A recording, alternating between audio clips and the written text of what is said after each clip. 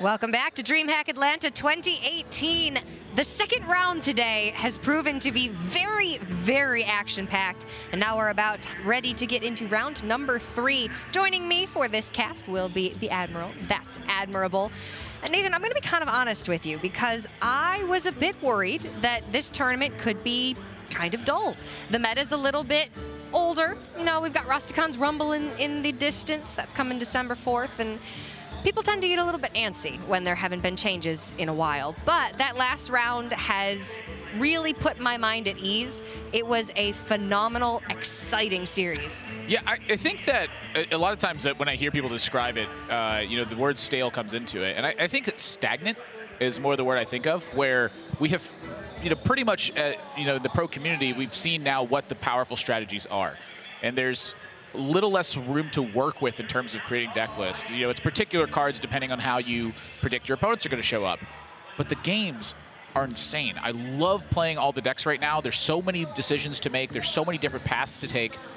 And I think it's just been one of my favorite metagames in a very long time because it feels like the players have more agency right now than I can recall in some recent metagames. That's like my sense anyway. I don't know if that's particularly true or not, but you know, watching players play games and little things like one damage here and there mattering, like in the last game, Gallon uses a Moonfire to effectively gain an extra health and wins the game because of it. Yeah. You know, little things like that I feel like have been cropping up here and there, and then as well as just, you know, 3-turn setups for big play styles, and I've just been having a fantastic time with this because it, you know, so many matchups I think are close in terms of the numbers that when you look at it on the whole, you look down and you go, wow, every single game I play feels like it has the chance to go nuts. Like it has one of these variations where it's open to interpretation and we don't know exactly what's going to happen. So I'm loving it right now, even if there's not a lot of innovation to be had within the deck lists. The decks themselves are extremely fun to play. I mean, you can't ignore the consistency of the top players right now. Players like Just Sayin, Hunter Ace, like Gallon, who we saw with some really intricate decision-making in the last series, ended up winning him the series. You can't ignore the fact that consistency is at a very high level right now in Hearthstone, and that's directly due to the fact that the meta is quite consistent. It's very diverse, but the best players are playing the best, and they're coming up with the best results. So that is a very healthy meta in my mind. But let's talk a little bit about our next series. It's going to be Seiko taking on Monsanto. And these two players matching up, as soon as I saw this in the bracket, I'm like, you know what, this is going to be the streamed match because these players have a lot to gain here over the course of this weekend. This is the final points earning event for Season 3 of the Hearthstone Championship Tour season. And Seiko, if he gets a top 2 finish at this tournament, will be a Tier 3 master player. And that's a huge, you know, upswing in terms of the rewards that are involved for those tiers that are sitting there. You know, I think he was at 189 points if I remember the number from his Twitter correctly, and that is just a massive amount to accumulate over the course of the year. You know, only a handful of players are reaching the very top echelon where the points are concerned. And even needing such a big performance in order to achieve that, I mean, you're so close, and it's just right there. That alone is just a big mark as far as I'm concerned. You know, I don't want to say possible because it's clearly not, but it's about as close as you get to being that. When it comes to that point, you have to be a consistent performer throughout the entirety of the year if you're going to reach that point. And Seiko's definitely been doing that. And then Monsanto is in a very similar situation. He's not within reach for Tier 3 Master, I don't believe, but Tier 2 Master is within his reach. He's a player in the Americas region that I think tends to fall a little bit under the radar because he is, one, he's from Canada, and the United States is the biggest country in the Americas region. He's also just kind of a quiet guy, keeps to himself a little bit, but he racks up all of these points seemingly out of nowhere. He has very consistent results in DreamHacks in particular. On ladder, he's a beast. So it's no surprise to see Monsanto doing well so far in this tournament. Again, it is a bit bittersweet for these two guys to be going up against each other when they do really need the points in this event, but it is only the 3rd round. 7-2 tends to be that cutoff for a safe top 16 spot, and I believe points are guaranteed all the way down to top 32. So at the very least, if they perform well, they'll give themselves a little bit something for coming out. Yeah, for me, Monsanto has always been an interesting player to watch because of his willingness to take risks in tournaments and play some, I would call, crazy decks at times. Now for this one, he did not do that. He went with a more traditional approach, did not go against the grain, And I think, you know, part of the influence of that is what's on the line here for him. He doesn't have another chance after this to get to 2-star master if this tournament flubs for him. He has to perform here, and so, you know, when it's down to that point and you have to have that performance, I don't think it's the time to start taking some big risks. I don't think it's a long shot for him to have a good performance here, and so just take a conservative approach. Play the good decks. You play them really well. You know, that's probably your best chance to get a good finish at a tournament. Innovating is something we love to see. We love new lists. I'm all for Quad Mukla in Purple's lineup, and it's doing well for him. But Monsanto has chosen to go with a more consistent route this weekend. We'll have to see if it pays off against Seiko's arguably more unusual lineup. We can go ahead and take a look at the decks that these players have brought and see what they have decided to ban here today. Seiko has a Togwaggle Druid, a Death Rattle Hunter, and an Odd Warrior. His Shudderwalk Shaman has been banned. Monsanto has Mali Druid, Odd Warrior, and even Warlock, and his Death Rattle Hunter has been banned away. So the Shaman and the Hunter for these guys will not be in play. What do you make of those bans, Admirable? Well, you know, I'm kind of looking at it, and I want to focus a little bit on the arguably different lineup. Okay. You know, it's quite different. Togwaggle Druid shows up every now and again. I don't know if it's the best positioned deck at the moment, but it certainly is a force to be reckoned with. You know, it's a deck that you do have to account for and you do have to think about. But, you know, it being there with the Shudderwalk Shaman, like, Shudderwalk is a deck that is quite popular, but I feel like in tournaments, it doesn't feel like it shows up as much as I feel like it does. You know, it's always at the top lineup. It's always in, you know, seem like in a winning lineup occasionally. But it's, man, there's just really not that many Shudderwalk players, honestly. It outperforms its representation. I think so. I absolutely agree. I think it definitely does. And so in this one, you know, Monsanto banning it away, it's a deck that you oftentimes don't have to account for because it doesn't show up that often. And, you know, the Togwaggle Druid is really the kicker to me. I think right now this deck is, in my opinion, poorly positioned because so many decks have unique ways to play around what it's trying to do. You know, it always have the opportunities where it gets crazy explosive starts and, you know, checks everything you do and draws a million cards and then, you know, combos you and double naturalizes you after it swaps decks and deals you 15 damage. Doesn't always do that, though. And a lot of times you have to get really scrappy with the deck. I'd say it's probably one of the most difficult decks to pilot at a very top level because while your focus is the Togwaggle combo, the deck has so many different ways that it can accomplish damage. And if you misstep in one of those situations, you'll look back 6 or 7 turns later and go, I could have won this game, but instead now I'm not going to. So that one to me is really the one to look at for Seiko. If he does not have a picture-perfect play with that Togwaggle Druid, it is, you know, very easy to miss an opportunity with that. It's a difficult deck to play, to have to plan out so many of your turns. And when I've played it, I do like the Togwaggle win condition. I tend to enjoy combining it with a Malagos strategy as well. Fortunately, then you're having to give up too many of your deck slots to natural inclusions into the deck just from the Druid archetype, and then it can get a little bit difficult to be as consistent as you would like to be. So just the natural Togwaggle strategy here from Seiko. Monsanto with a much more consistent lineup. Who are you voting for? At home, make sure you are in Twitch chat, following the channel, and go hashtag Seiko or hashtag Monsanto to tell us who you think is going to win this series, put themselves at a 3-0 record going into round 4 for the day. Again, we're doing 5 rounds of Swiss today, so a 3-0 start is big for so many reasons. It sets you on the right path. It gives you that confidence, whereas early losses can be very defeating and, of course, very bad for your tiebreakers. Yeah, round 3 is right about the round 2 where I start feeling like that the loss is not the worst thing in the world. Like, I'm a 2-1 start, still doing pretty good. Plenty of tournament left to play. You know, I'd say like this is like the first round where losing does not feel atrocious. You know, when you get to 1-1, you're like, oh, you're like, I should have won that second match. When you start out 0-1, you're like, not like this. Come on, like this is not the tournament I wanted this to happen in. 2-1, I think you're kind of sitting okay in that one. I don't really mind that feeling, but. Again, I'm just kind of looking at the Togwaggle Druid. I'm thinking to myself, last year's standing versus Conquest, how much is that affected as well? You know, is Togwaggle countering a lot of popular decks that are out there as well? It's just, to me, it feels like a pretty decent all-around deck, more than a pure counter style of deck. It's a good point. So do you think the Togwaggle Druid is going to hinder him or help him? Are you putting your money on Seiko or Monsanto here? I look at it and I personally don't have faith in Togwaggle Druid. I'm going Monsanto in this one. Okay. He finally didn't bring crazy decks, so I expect him to be able to perform extremely well. I don't have much faith in Togwaggle Druid, but I do have faith in Seiko. I think that he's one of the best players in the world right now, and maybe not everybody agrees with me, but we'll find out if the audience does at the very least. Who did y'all vote for at home in Twitch chat? Was it Seiko or was it Monsanto?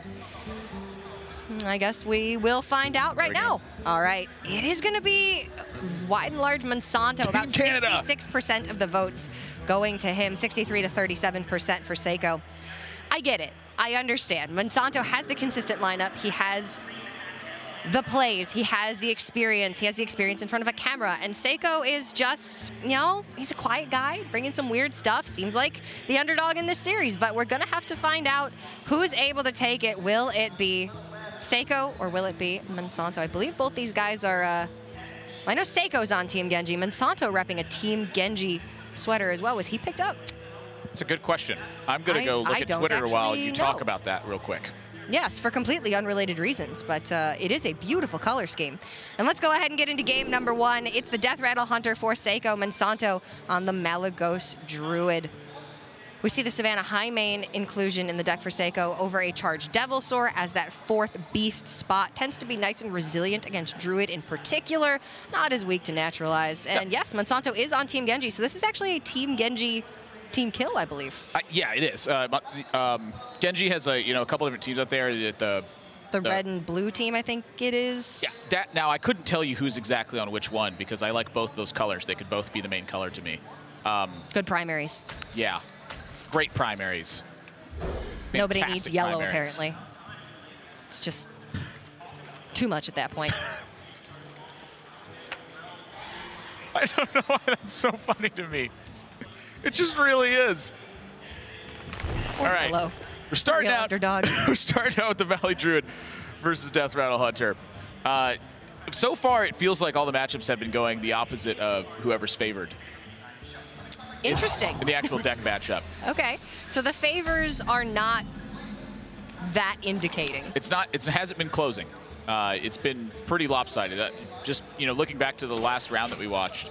Ike lost versus Cloning Gallery Priest with even Shaman. I don't know, extreme particulars that matchup. Cloning Gallery Priest tends to be fairly weak to aggressive decks. It's really strong against decks that try to do mid-rangey combo style things. So if you're trying to play Cube, that's usually where Cloning Gallery Priest shines. Cloning Gallery won that matchup. And then Odd Rogue beat Odd Paladin, and then it just that's hard to do. Every single time you looked at a game, you're like, I think I know who's going to win this one, and then the complete opposite of it happens. Typically in this matchup, Seiko has so much overwhelming pressure, it's really difficult for Monsanto to get footing. He needs big tempo turns. He needs to assemble combos early on, but he also needs to do that while fending off pressure. So it's a really tall order for Monsanto to actually win the series via that. But the hand that Seiko has, this is one of the hands where I think Monsanto does have the time. This is a much more anti-aggressive hand than Seiko would want. If that Spider Bomb was a Devilsaur egg, we'd be looking at a very different situation here. Fortunately for Seiko, he's not going to be able to develop all that much early on. Really going to be looking for that Devilsaur egg, for Carnivorous Cube, just anything to develop some pressure onto this board before ultimately you find that Katharina, which is the most important card in this matchup, I would say. Well, speak of Devil. And she shall recruit. So I'm going to stack on the Spider Bombs here, too. You don't typically always see this use of Spider Bombs in the matchup, too. There's a lot of points of disruption for Spider Bomb. Like going into a big Malagos combo turn, sometimes you're able to play it down, and it prevents your opponent from being able to Malagos and just chain together a bunch of swipes. They got to kill a Spider Bomb first. Sometimes it's okay to hold this card when you're expecting a Lich King to come out from an opposing player, or a Dream Petal Florist, just to have a way to check it without going out of your way. He's just stacked it up here for damage instead. And I think this gives Monsanto a nice read on what's in Seiko's hand. Maybe some anti-aggro stuff, maybe a Hunter's Mark, maybe a flanking strike, nothing that really develops up all that much, because Seiko is so aggressively putting on pressure here with this magnetized Spider Bomb. Just like a bunch of disjointed stuff, like a Cube could easily be that Rexar easily there, Terror Scale Stalker hanging by itself.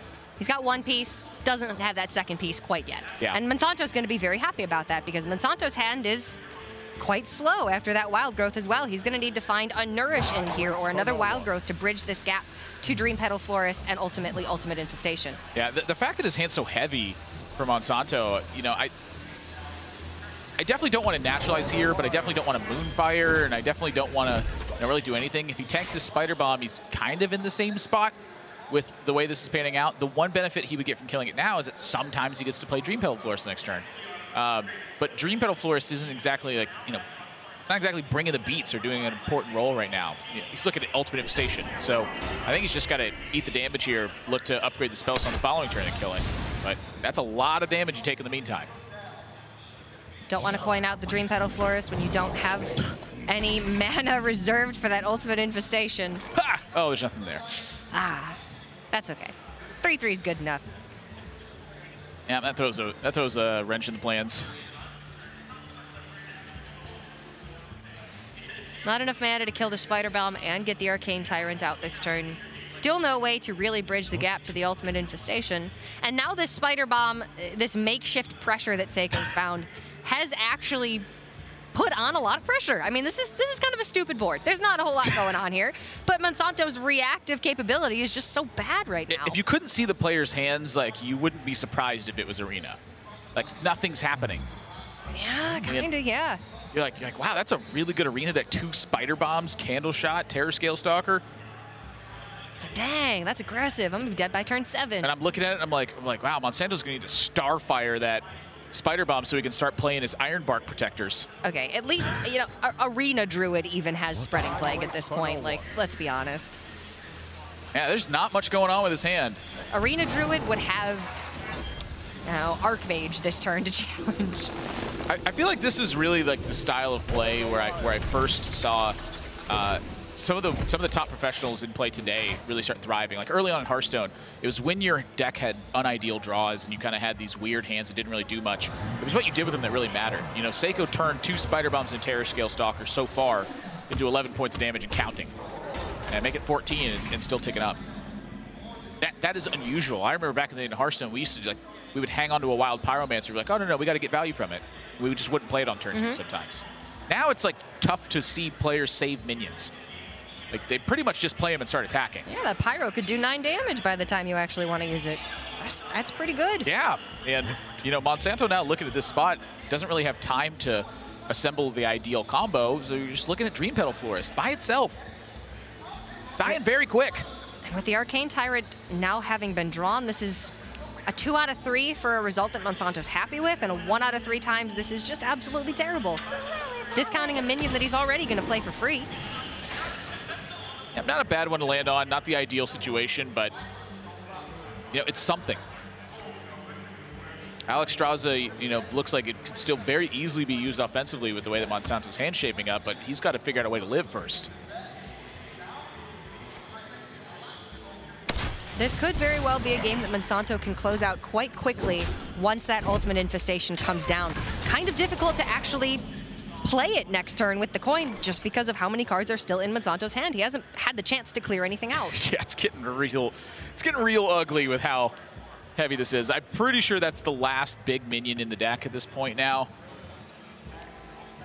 And you know, this isn't really a deck that wants to use its swipes as, you know, Druids of the past did. You don't want to just swipe minions and be like, ah, I killed them. They're dead. Perfect. There are some matchups that are like that, but it's, you know, odd Paladin. Yeah. Odd Rogue. The matchups that are outright trying to kill you as quickly as possible, where all you have to do is last through the pressure and you live. Here, Monsanto needs the swipes to end the game. You got to find counter pressure at some point. Seiko's not going to slow down now that Rexar's online. One thing that Monsanto has going for him is that Seiko's King Crush is in his hand. That means Katharina's going to be summoning Witchwood Grizzly or Savannah Highmane, I believe.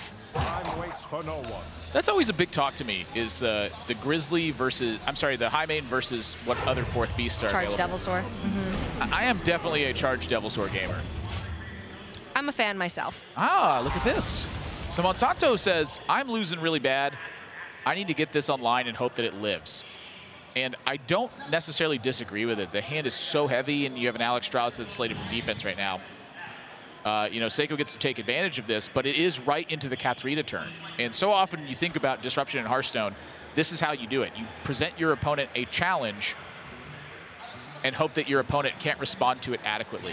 If they take their natural turn, you got a Malygos on board. If they Hunter's Mark, it means there's no Katharina. And then at that point, Monsanto can respond with a 2-mana Alexstrasza or with the Lich King in his hand. It's a risky line, but it's one that at best pays off incredibly well for him and he wins the game. At worst means that he's not facing a Katharina just yet. What kind of fourth beast gamer are you? Oh, I'm a Devil Sword gamer. 100%. When Control Warrior was a lot more prevalent, I'm a fan of the old Savannah high main hit and face. But I think nowadays 7 damage is just, it's just too tasty. Cube with some wolves inside of it. I think it's Monsanto's cursor. Sitting in the center of the board.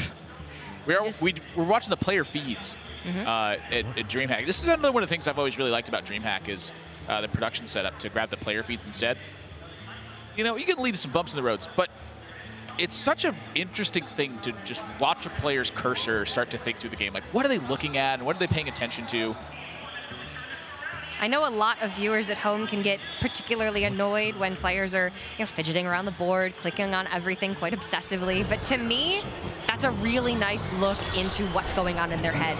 They're nervous right now. Yeah. And I love that. Yeah.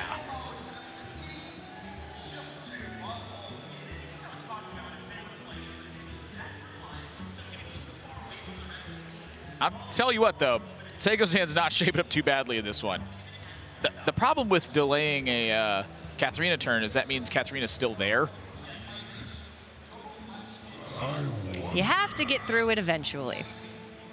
Seiko's going to hard mull for it. He's going to track for it. Very likely going to find it. Yeah, and Monsanto, I think, is just perhaps under too much pressure to really get through this game in a safe manner. The 2-mana Alexstrasza is the real big kicker. If Monsanto can find a turn where say he gets to Doom Pact and then he drops Arcane Tyrant, Alexstrasza afterwards, that's great. Ferocious Owl, buys him perhaps some precious time. Maybe you have to just go ahead and use Alexstrasza here. It's just nothing so far has been working out. It's just been a slow bleed from this point. Ah. Okay.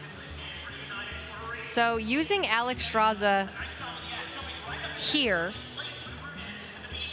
we could see the Doom Pact come down first. That leaves 2 wolves on the board. Then we get Alex, Arcane Tyrant, and Fluke for another Arcane Tyrant. Well, it lets Monsanto double Alex this turn as well. So he gets to apply counter pressure. And then perhaps Alex himself if he wants. You saw he was going for the Tyrant, but as soon as the Alex comes up, got to pause. That could be a feign as well. Monsanto could be trying to feign that card something other than what it actually is. I don't believe that he has any intention to actually play Arcane Tyrant this turn. This looks pretty fantastic, though. That is a massive swing of health totals. Don't want to kill the cube, because by killing it, you just add 2 additional power to the board. But now this is enough damage that with a swipe and maybe Malfurion the Pestilent over a couple turns, Monsanto could get it done. It's really hard to put together enough pressure to win the game once your Malagos is gone with this deck. Yeah, Malagos is gone. Lich King is gone as well. Lifesteal, Rush, Cave Hydra. Yeah, so much for the Alexstrasza plan. Monsanto's now got to find a way to win with minions.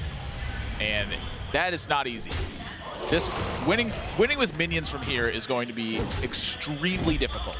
He just doesn't have many of them left. Now here's the thing, though. Seiko, he knows that Mind Control tech is in Monsanto's deck. It's open decklist format here for DreamHack. But when you got this much going on and your opponent, is approaching, emptying their hand into Ultimate Infestation territory, you don't really care if they're using 3 of their mana on that 10-mana turn. That means they're not using Ultimate Infestation. Something that we see, for instance, quite a bit in TESPA Collegiate Hearthstone is players who are so gung-ho about playing around Mind Control tech that they absolutely refuse to extend into it ever, and therefore play too defensively and cost them some percentage points that way. Seiko knows that he has so many more valuable resources than Monsanto, and he's so far ahead on the board that even if Mind Control tech comes out right now, he's still gonna be that far ahead. Yeah, you just make him spend the mana. That's what I think. But that being said, I just pretty much ignore that card exists. I'm like, 4th minion, let's go! They don't have any minions out! Haha, idiot! Oh, forgot about that one. We'll deal with it when we cross that bridge. Yeah. And then I say that I claim I just don't play around the card at that point. I'm like, oh, if they got it, it's gonna be bad for me anyway. Really covering all my bases. Genius. Pure genius. Monsanto is getting some, pretty decent swing turns going. When you no longer can win with Malagos because it's not there anymore. You do get to use swipe as a board swing tool at that point. And when you build a board, it's kind of wimpy like this, you do have branching paths to back it up, and still an ultimate infestation from Monsanto, so there's kind of another minion swing. UI comes out, Arcane Tyrant's free, and you get the ghoul. It's not over yet. That trade did look a little bit suspect to me. You know, a 1 health minion and a 3 health minion against Seiko right now are, you know, pretty close to the same thing. Candle Shot's really the only thing that makes that difference. So that's 3 damage in my head that just went away. But, you know, sometimes your opponent gets to attack you and then taunt up. So you don't want that minion there. I do believe that is the last beast in the deck for Seiko if he's running a traditional 4-beast count, because the High Mane and King Crush are accounted for. I would be surprised if there's a 5th beast. That's very unusual. Or is going to check the deck list. I'll double check and get back to you. We'll double check. If there is no beast left in the deck, that means this Doom Pact just clears. Yeah, now Monsanto doesn't know that, is the thing. So, you know, maybe you can convince yourself it got trackinged over or what have you, but it's pretty, you know, typically dangerous to go for this. 1 High Mane yet unaccounted for in his mind. All right, Seiko's Hunter deck. High Mane, King Crush, double Witchwood Grizzly. Just the 4. Yeah, so Monsanto looks pretty unwilling to take that risk at this point. I don't blame him for it. If you do pact here and your opponent gets a 6-5 out of this, you're just not going to win from that spot. Looks like he's willing to, you know, trim the board down and fight for it afterwards, though, and gets a bit of a surprise. And when he sees the surprise, goes, you know what? I'm free to play this Tyrant after a Doom Pact coming up. Very happy surprise for Monsanto there. And still, the longer this game goes on, the more and more that it will favor Seiko. But now it's getting to the point where Seiko's going to have to start thinking of all the possible damage-dealing cards that Monsanto's got left. There's another Branching Paths. There's 2 Branching Paths left, actually. And Malfurion the Pestilent, over a couple turns, can deal quite a bit of damage. Yeah, one of the reasons it's such a bad matchup for Druid is that, you know, Druid has to be the aggressor in the matchup. And that's something that, you know, you're normally not playing the role of. You want to turn that corner at a certain point where you go, okay, I've played defense enough, now I can get aggressive and it's easy. The entirety of this match so far, Monsanto has been having to find a way to open up a damage window, and that has not even come close to being a thing thus far. When it's now you're, you know, straggling with the shambled remains of your deck, I mean, Seiko's in full control at this point. I think that Seiko could never attack face the rest of this game and win it quite, you know, reasonably at times. If there were no beasts that had lifesteal, Monsanto could have easily won this. Unfortunately, that's just not the world we're living in. It is, however, the best players that are able to make the best out of a bad situation. And this has been a bad situation for Monsanto since he had to play Malagos by itself. Yeah, you know, kind of to say the least. It's been a rocky road. And that's a delicious kind with like marshmallows and stuff in it. Not nearly as sweet. No. Kind of sour. But he is a spider gamer. Yeah, like spoiled rocky road. That's exactly what it's been like. Ugh. Not a fan. Has to just clear this Bear Shark off the board, fully healing Seiko in the process, but he doesn't have another choice.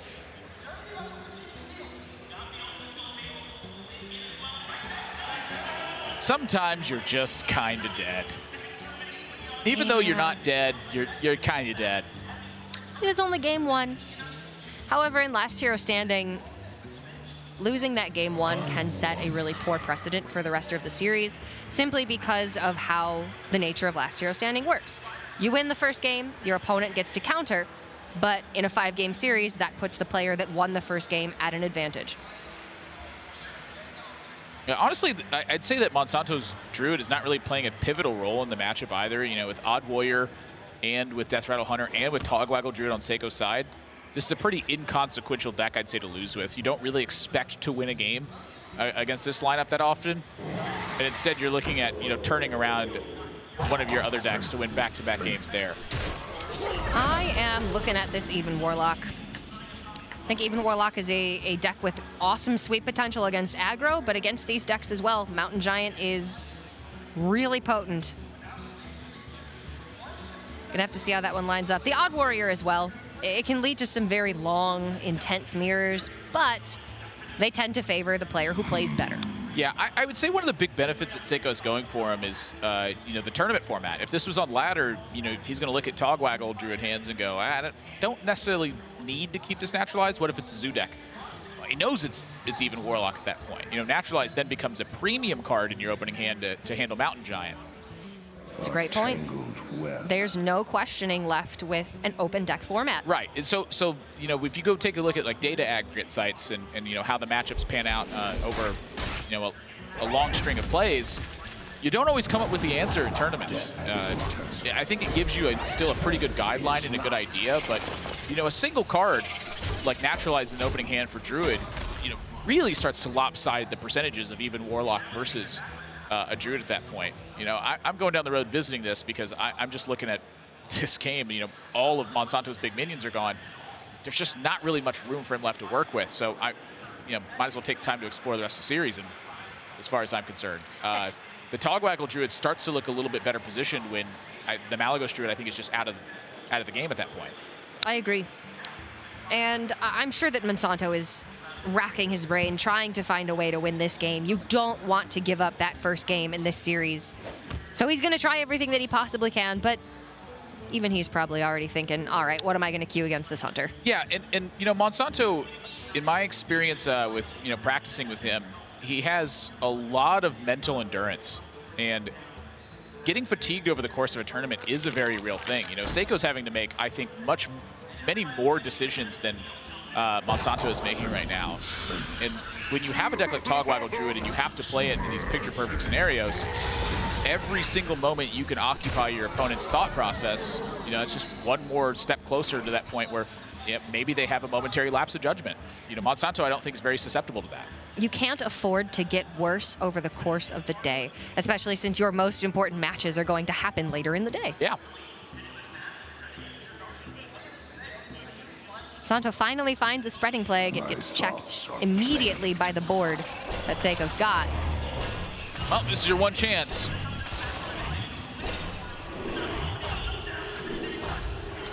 I wouldn't fire up that Eminem song quite yet, though. I just, you know, still pretty much no shot. Yeah.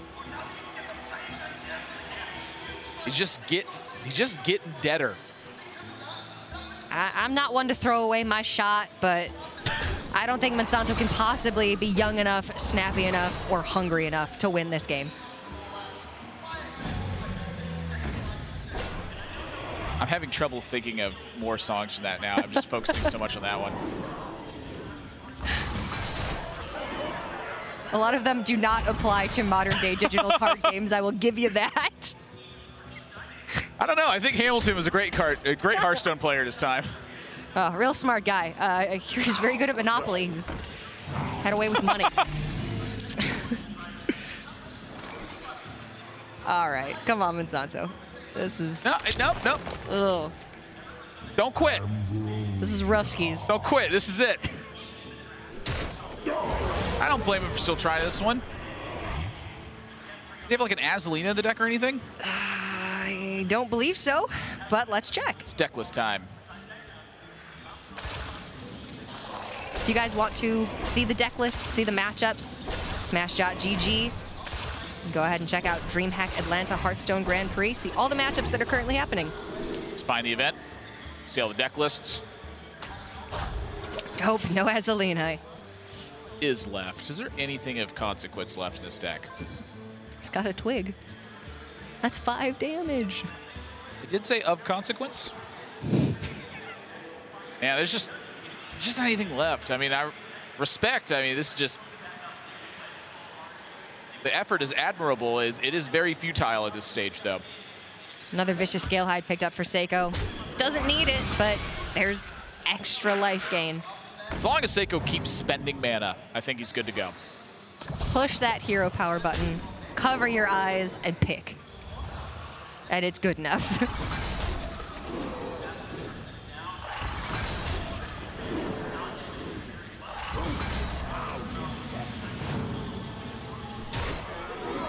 Monsanto has managed to survive for yet another turn.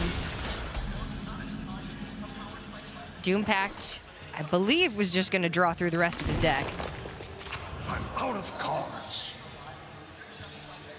That's what we got left to work with. Ultimate Infestation kills him at this point, so you can't play that. Ferocious Howl and Nourish will kill him, so you can't play those. It is a lethal line. Where exactly? Well, it's self-lethal, but Like it's on the still board? lethal. Oh, okay. All right. Good. Yeah. Gotcha. Sometimes it's about sending a message. Absolutely. You know, that's another thing, too, is that Seiko now knows that almost regardless of how far ahead that he is, Monsanto is going to keep fighting. And that means that you have to keep fighting your hardest as well. I think that's the kind of situation where Monsanto wants to have Seiko's mindset at, to have to take time and to have to think about every little thing. Maybe they slip up at some point and you can snag an edge from it. But with that Arcane Tyrant dead, Monsanto cannot deal the necessary damage, so Seiko will take game number 1. And this leaves Monsanto with an even Warlock and an odd Warrior to try and counter. Hunter has a good matchup against both of these decks. So what do you go with first? I would tend to think so. You know, some of it comes down to how Odd Warrior is built as well. I'm in the camp where I think that Odd Warrior is really not that bad against Death Rattle Hunter. And I think if Rexar is not found early, that oftentimes it can be even quite favored. So if you look at the deck specifically, there's an Azalina, there's a Dr. Boom in there, and there's 2 Ironbeak Owls, plus a Zola, plus a Mind Control tech. You know, those tools give you a lot of game to keep fighting with. However, I do think that Even Warlock is a better matchup against it. The other thing, too, is you want Even Warlock to face off you know, against your opposing decks that are remaining as well. You know, I think this is the deck that has the most potential to put up a big fight against Seiko. So I think you just go with it. The Warlock's got the best sweep potential of the 2 decks remaining for Monsanto, so maybe he's got to take a matchup that's slightly unfavored, but if he can, it gives him a much better shot remaining in the series. Pretty heavy draw, too. This is like the perfect kind of draw for Monsanto. I'd say you add a Spellstone or a Spellbreaker to this, and you're looking at maybe a winning hand. Now, Seiko's hand's no slouch either. This is Keleseth, an Egg, a Play Dead. Shaw's pretty good as well, but we found Spellbreaker early on, and there's a lot of heavy-handed threats, so I think that Seiko's got his work cut out for him this game. I agree. No Candle Shot, no Hunter's Mark available, so this Giant is going to cause some serious pain here. And the Spellbreaker picked up means that Devilsaur Egg at most is going to get 1 Devilsaur, and that's if Seiko chooses to coin out the Play Dead this turn, which with a 3-9 hand, you don't necessarily want to do. Yeah, I like the Shaw here from Seiko, all things considered. And the reason I like it is because the way that Seiko needs to fight back is he has to have his tools actually provide counter pressure in some regard. He cannot let Monsanto get a threat on board, hit something important, and then heal that minion up. That is a massive tempo advantage that Even Warlock is hunting for in pretty much all of its matchups. A really premium card that Monsanto is going to be looking for, Skulking Geist. Get rid of the trackings, get rid of the Hunter's Marks, get rid of the Play Deads. Suddenly, the Even Warlock is looking a lot better. Yeah, it's, you know, here in this situation, Monsanto does have some decision in front of him. I'm often not a big fan of tapping to play the Giant for 3 because of, you just don't quite know where your hand is going to go yet. But there's a wealth of 2-drops that are in Monsanto's hand as well. And so tapping here gives him a chance to find a second Mountain Giant, and then on turn 5, play Mountain Giant plus another 2-cost card. I think that if Monsanto is to go a different direction, that I'm going to be really interested to see what his follow-up is, because to me, this is slam the Giant, tap that, get ready to start healing this Giant, and keep the board pressure for as long as you can. That's exactly why Seiko has chosen to go with this line as well, is you want the Shaw on board because you want something that will absorb hits and then try to counter pressure at the same time. The Shaw also opens up Spider Bomb as being a clear immediately for the Mountain Giant and is not susceptible to Spellbreaker. Throwing down Spellbreaker onto Houndmaster Shaw doesn't feel nearly as good as throwing it down onto that Devilsaur Egg. If the Egg had been played, would have been countered with the Spellbreaker. Yeah, and so since Seiko deviated from that, the Egg now has done its job. So I'm curious to see how Monsanto even follows this up. You know, this game looking like it's going to be a lot tighter than I initially anticipated it would. Keeps you safe from Hellfire. You know, ever really, you know, having any sort of effect here of just a random Spellstone if Monsanto's hand is kind of disjointed. Can't play Spellstone plus Vulgar Homunculus this turn, though, so if the Spellstone wasn't already in hand when the last Homunculus was played, this Devil Sword is not getting cleared easily. Yeah, and now Monsanto's entered the territory where Shaw is, you know, feeling like it might permanently be in play for this game.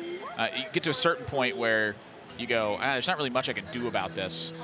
I would be pretty shocked if Monsanto goes for a line that is not either a Shroom Brewer or a Twilight Drake in this position. You know, he has Dread Infernal to follow this up, so even if Shaw charges another 5/5 into your Shroom Brewer afterwards, you have a follow-up. And you have a lot of defensive measures in hand with both the Sun Fury Protectors and with the Vulgar Homunculus and the Spellstone. So to me, as far as I'm concerned, this is a major tempo battle at this point. Spellbreaker is just not good enough here. It gives Seiko the ability to take back the board with just a flanking strike. Assuming that Monsanto has to make that trade over Houndmaster Shaw, which he does because this is now the cube turn. And there's the cube. Yeah, I'm still not convinced of that, though, because of the Spellbreaker in hand. So now he's opened up to where flanking strike, you know, kills your Mountain Giant in this position. I think that's still okay. There's, you know, loads of bukus of value in hand. But you're thinking like cube on the egg at that point and then swing in? Mm-hmm. Okay. It's not as bad against the Spellbreaker now. If the cube goes down to a 4/6, you've still got your Devil Sword and you still stick a cube. So Spellbreaker's pretty much dead at this point. It's not doing enough. That is an excellent point as well. You know, when you actually kill the Shaw, you do take away some of the impact that Spellbreaker has. But at the same time, if the Shaw is still there, your opponent wouldn't have a 5/5 at that point. I don't know about this. This is an interesting spot. Monsanto can just take the line of put big stuff on the board and taunt it up. He's got Twilight Drake and Sun Fury Protector in hand. He is also entering just the start attacking you range as well, where, you know, there's eggs that are loaded up in the cube. Monsanto just drew a Hooked Reaver in this spot. You know, this is probably one more turn of trades at best. That's a good point. But if you're going to trade here, you probably set up to, you know, continue to trade for quite a while. And so since Monsanto is missing Blood Reaver Gul'dan, doesn't have a Lich King in hand, it's a lot of stuff that is fighting, I'd say, fairly mediocrely right now. I think this is a ship 8 damage and start to turn that corner. Let Seiko figure it out from here. I think trading here gives Seiko the license to go face himself, and I don't think Monsanto can afford that right now. He needs to keep Seiko trading one more turn. That's a big draw. That's some insurance against a Hooked Reaver if Seiko can start pushing soon. Counterattack for Seiko is quite dangerous, too. That gives a lot of liberty to Monsanto to start manipulating the momentum. So I think he's just got to shut that down right away. And he does want to stick something onto this board still to keep that board advantage going. So that's why we're seeing him use the Hunter's Mark this turn, when the flanking strike would have been able to full clear the board as well. Question now, do you trade the cube over and put 2 eggs on the board? I think so. Insulation against Hellfire is quite nice.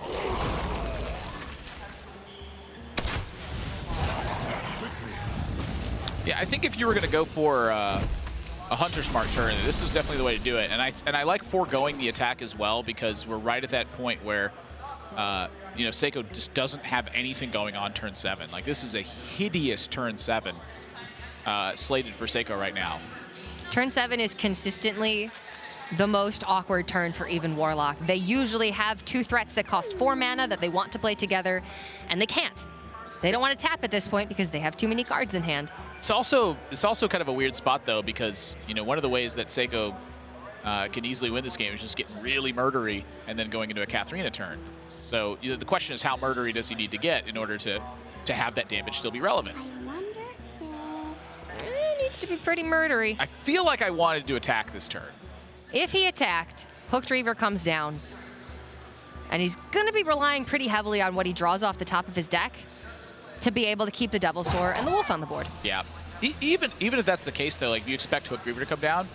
Sometimes your opponent gets to deviate from that spot. You know, what if they have Spellstone at that point? They turn around your pressure a little bit, and then, you know, turn 8 hits, and they have 2 big threats. Yep. Monsanto finds Gul'dan, so that's going to be a nice stabilizing tool in a couple of turns. We're not entirely sure he's going to be able to get there, though. Ah, that's a good one.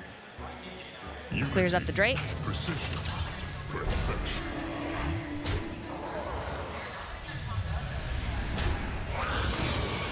And now Monsanto's in range of Life Tap plus Hooked Reaver, but by not attacking face here, he cannot play an activated Hooked Reaver and a Twilight Drake in the same turn. Yeah, this is a big deal. Like, now you're starting to see with that foregoing the attack intentionally really matters a lot. Monsanto has a very tough time setting up a turn that can possibly take Seiko off Katharina. I don't actually think it's there.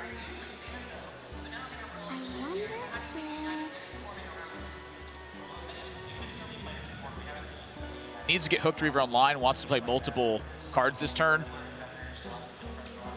But the pan out. Can't clear anything. Yeah, the pan out's just been quite poor. Hellfire would just make the board worse. Spellstone means he can't play a threat. Unless he just goes for Twilight Drake and Spellstone's the Zilliax. Yeah, Spellstone's for racing. So, you know, I look at this hand from Monsanto and I go, you don't really have to play the Hooked Reaver this turn. You know, the Hooked Reaver is a momentum swing. And right now, you're kind of battling for position more than you are momentum. I think the momentum is just clearly on Seiko's side, so you need to fend that off right now. Nothing swings it back around. Every deck in Hearthstone, you know, has a factor of momentum to it. But even Warlock, that is, you know, pretty much just the facet of the deck. That's all it really has going for it is momentum until Blood Reaver Gul'dan. And if you got nothing after that, well, let's hope Siphon Life is doing a lot of work. Yeah, and so I believe that's Grizzly or Crush. There's the Crush. And Crush he will. But this is the kind of momentum I think that Monsanto can still win off the back of here. I think the Zilliax needs to hit a minion for value.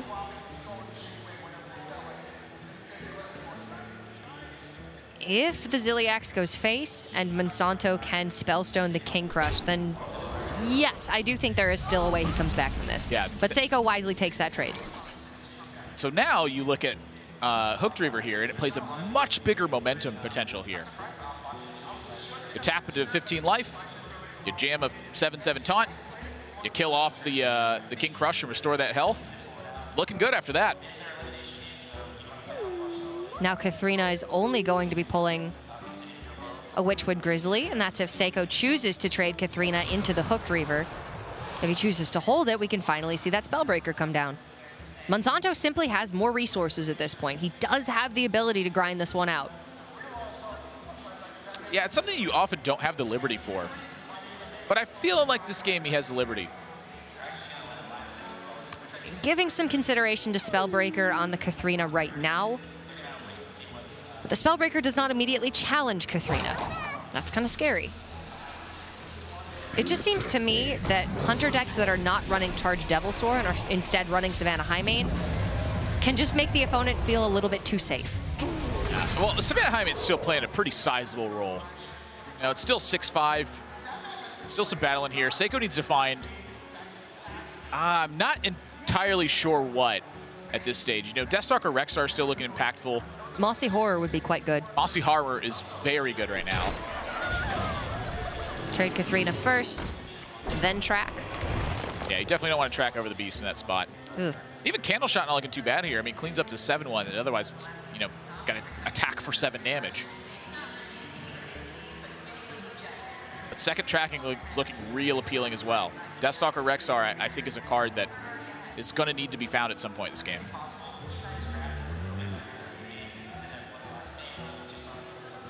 Even still the Mossy Harbor. Absolutely, it's a big board swing, but killing off both those eggs. It takes the other tracking. Now Seiko's not going to have an easy way to kill off the Hooked Reaver. Had he taken the Candle Shot, Hooked Reaver could be dead, and Savannah Highmane could be on the board as well. Pretty close second pick, though. Yeah, it's very good. Spider Bomb's still pretty good. This is just Seiko saying... I'm sorry, Terror Scale Stalker. Yeah, Spider Bomb's good too. This is Seiko saying he wants Deathstalker Rexar, and he would have tracked into Deathstalker Rexar and played it immediately this turn. So had he gotten it, well, it does the job of a candle shot and starts churning out beasts every turn. I think he was right to take that line. Maybe a little bit more risky. Didn't pay off as he'd hoped. But had he gotten the Rexar, he'd be in a much better position. Yeah, still pretty tough stuff for Monsanto, though. This is a lot to get past. It's a lot to get past. Defile's a really good card. A lot harder to use when there's a 4-13 on the board. Yeah, if I'm in Monsanto's spot here, I really, really, really want to get Blood Reaver Gul'dan out, pretty much right away. The problem is, figuring out how you follow up that pressure. Like, there is so much going on Seiko's side that if you give up too much, you don't do enough at that point. But I think Blood Reaver Gul'dan is just the biggest play you're going to get of the game. You get it online now and then continue to fight. I mean, Seiko's been out of cards for quite a while here. And, the beasts are starting to run thin. Now's the time. Some pretty solid revives from Monsanto as well. There's that bossy horror. That is a massive pickup. Wow. And so he gets to add the Terror Scale Stalker with it. And now we're looking at a Defile Yeah, turn. there's got to be a Defile here somewhere. I don't know how it works, but there probably is one. Yeah, I was thinking. There's always one. I don't know how. I don't really know why. That's something that Seiko's got to think about. That is generally what I assume.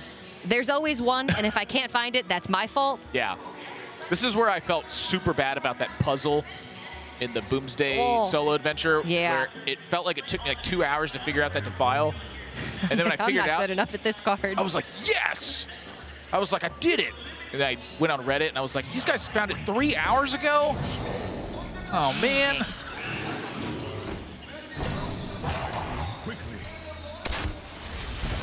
No Mossy Horror this turn, just the Terror Scale. It's a nod directly to Defile at that point.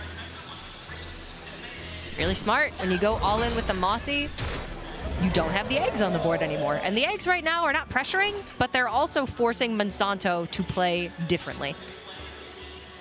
Lich King could be big. A lot of potential with him. We saw Monsanto hit a Doom Pact in the last game, for instance. Something like Death and Decay could make Defile I actually think Defile is still a full clear here. Oh, jeez. So where are we finding the if you use the hero power on the 4/4, there's a 1, a 2, a 3, a 4, a 5, and a 6, and the eggs spit out 5 5s at 3. The high main spits out the 2 2s at 2, so that fits in the exact same way the 4 slot would. So Siphon Life, the Terror Scale. 6, a 7. You have 1, 2, 3, 4. I am incorrect in 5, that 6. statement. Yeah. You're missing the 7 link, I believe. Ah, so do you heal the high main? Is there a line there with that? Bloody decision. High main goes to 6 then. Your magic shall not save. I'm just gonna assume he found it. Well, I don't think it's an entirely full clear. No, It's close. It's very close. That's as close as you get. So that was the missing link right there, was the one that linked number 7 together. And so we were focusing on Siphon Life on the Terror Scale. Monsanto saw a way to get the Grizzly down to 1 health. That's the limitation of Defile. It's a card with so much potential, but you only have 75 seconds to work it out. Yeah. That's why that practice ahead of time is quite important. But now Seiko's out of cards. Deathstalker Rexar's not there. He gets to push 5 more damage, but he's fighting an uphill battle. And I think Monsanto has secured it. Enough heavy threats just bought him the time, just relentlessly fighting for board over and over and over again is what this deck is about, until it finds that one crushing moment where the Lich King comes down, you turn into Blood Reaver Gul'dan, and now you're going to eat everything in your path and restore yourself to your rightful power. Death Rattle Hunter is slightly favored in this matchup, but a lot of that favor does come on the back of Deathstalker Rexar. And being unable to find it for this entire game has left Seiko in a really poor position here. Siphon Life means that there's no amount of burst that he can do, because Monsanto is going to be healing consistently every single turn. Yeah, it's a tempo murdery pressure that really secures it. And Monsanto is, he's pretty much past that front. Monsanto can even just bone marrow up this Lich King, ship it to face, and siphon life pretty much whatever he wants. Only 8 power on board. Bone Mare puts the Lich King to 9. We see that Seiko tracked over the second candle shot.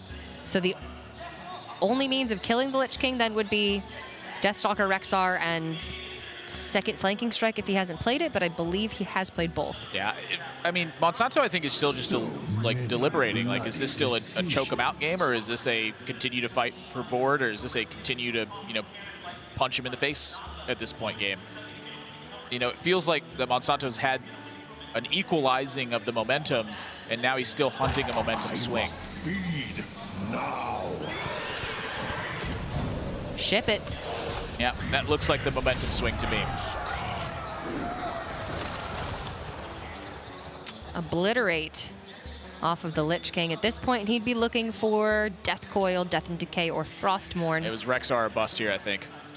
Devilsaur Egg is not going to bail Seiko out of this one. Looking like Monsanto with this Warlock choice into the Death Rattle Hunter, even though the Hunter was slightly favored. It's going to get rewarded there, and this leaves Monsanto in a much better position for the rest of the series. Yeah, I'm still not entirely convinced about that matchup. I do feel like I'm unfavored when I fight against Death Rattle Hunter, but you have some pretty definitive moments that are just shining examples of how powerful even Warlock is, and Blood Reaver Gul'dan is the premier one. It is the one that is the most standout from that. But the early Sun Furies, I think, played a huge role in Monsanto being able to win this game. You know, you think of that minion, it's quite innocuous, but you Sun Fury up 4/10 Twilight Drake, and suddenly that's an all-star of a card. He forced something like 20 damage into Twilight Drakes, maybe a little bit more with the Mountain Giant as well. And it's because of that that Monsanto was able to stave off the pressure for long enough to hit that big Defile and be able to definitively swing the game. And again, Seiko not finding that Deathstalker Rexar, that was unfortunate. He tracked very aggressively for it, was going into something like turn 13, 14 of the game, and he still hadn't found it. But that's just the way it goes sometimes. And now he's going to have to try and counter this Warlock with his Togwaggle Druid or his Odd Warrior. I don't think Odd Warrior's that bad against even Warlock, but in certain circumstances, it can feel like you're playing a really feudal matchup. If you don't find Shield Slam, that Mountain Giant is not going anywhere. Yeah, I used to have that opinion on this as well. I've played a lot of even Warlock, and it never really occurred to me the approach of just getting purely aggressive versus Odd Warrior. You know, one of the things I would try to do is constantly play around Super Collider, killing 2 big things, and trying to fight for these weird board positions. I'm like, ha, this one big threat's a problem for him. And Firebat one day just told me, just play as many threats as you can. Who really cares?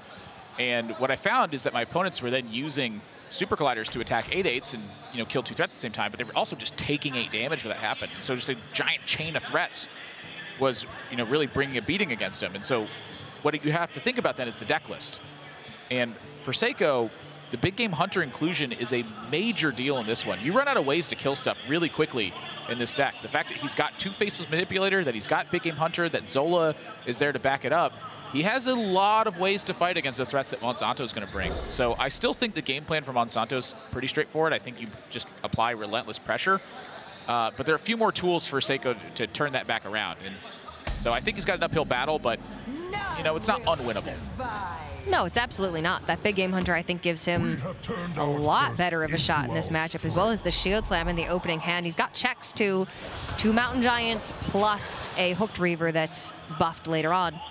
On the opposite side of that, he is only running 1 copy of Shield Block and 1 copy of Ironbeak Owl. So if Monsanto is able to chip away at the armor, there's no way Seiko's going to be able to tank up and Shield Block in the same turn to Reckless Flurry and clear a board with 7/7s or 8/8s on it. Yeah. Or there's less of a chance, at least. One of the big things to think about, too, is the amount of time that Seiko's going to have, because he's on coin instead of Monsanto. Monsanto's on coin, he gets turn 3 Mountain Giants, and you actually can't check that immediately, so you need to check it on curve. But when you're able to tank up and your opponent has to delay their time for Mountain Giant, you end up landing on a spot where you get to, you know, have the chance to just tank the shot for the Mountain Giant and then play a big game Hunter here. So he gets Shield Slam option first, and then he gets to follow up afterwards. And I will say, I did overlook the 2 copies of Carnivorous Cube in the deck list for Seiko. In the mirror in particular, having those cubes just wins you the game. You cube your Direhorn Hatchling, and then assuming you've baited out the owls somehow, get 2 more matriarchs shuffled into the deck. You win in fatigue.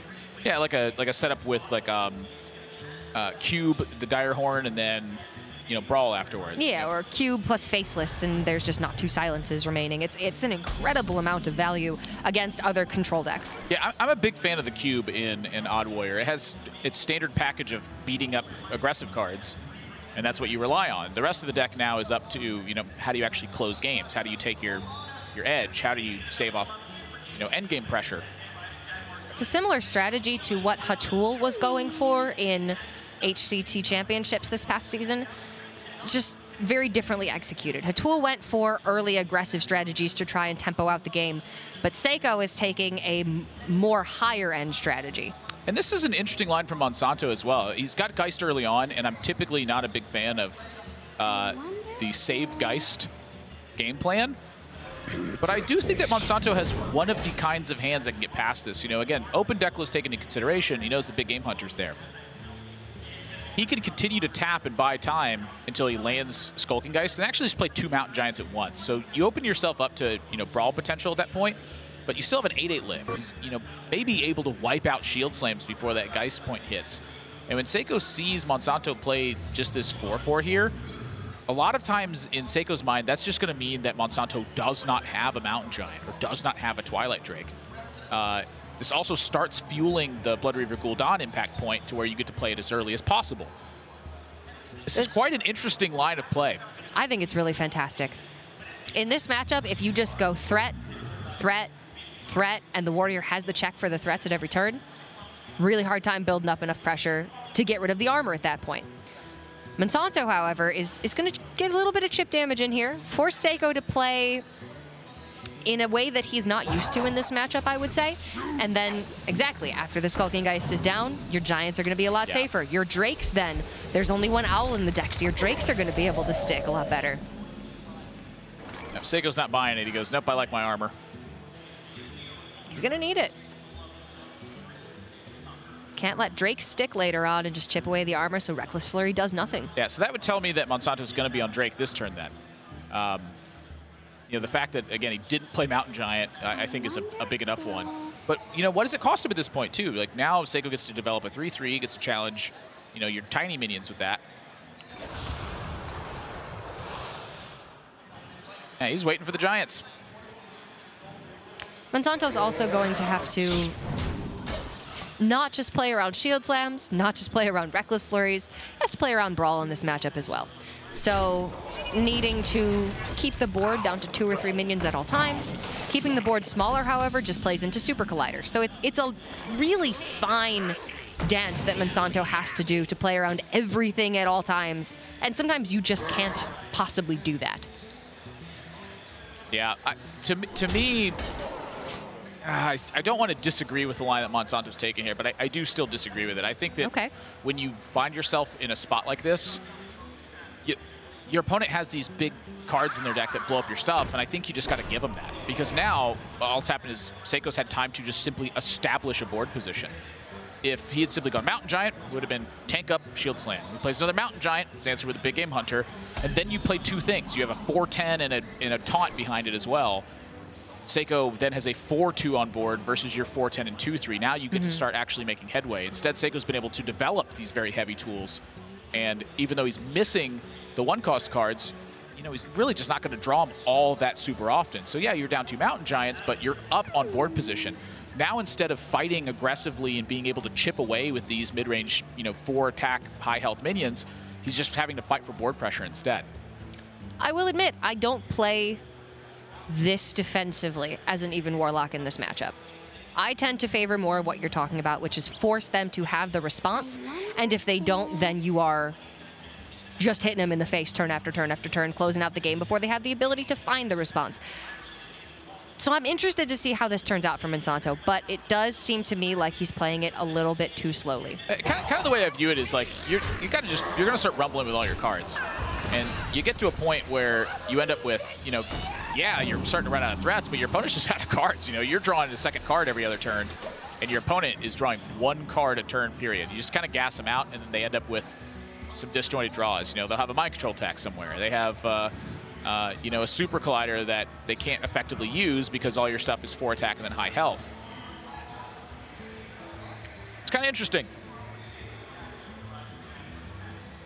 I can't wait to see how this pans out. I don't think that this is a bad line of play. My instinct is that it's just less effective.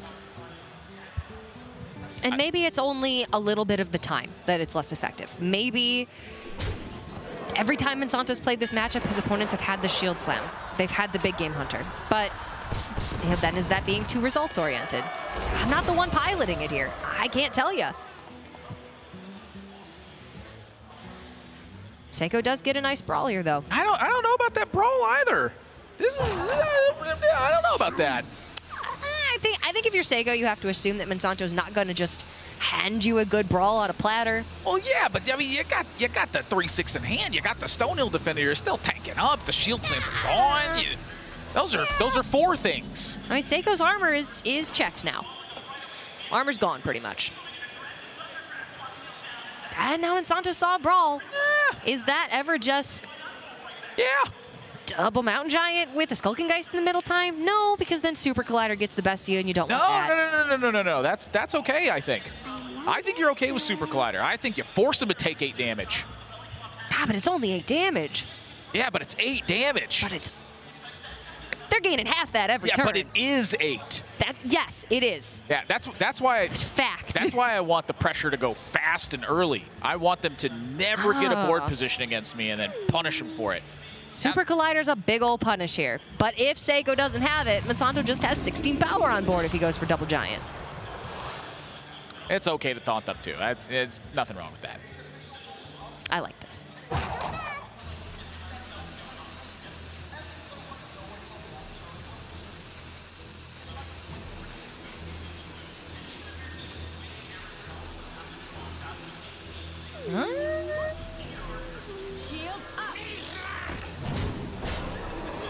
Okay, so now if Super Collider were to hit in, it's a 50-50 where the Geist is going to go. Yeah.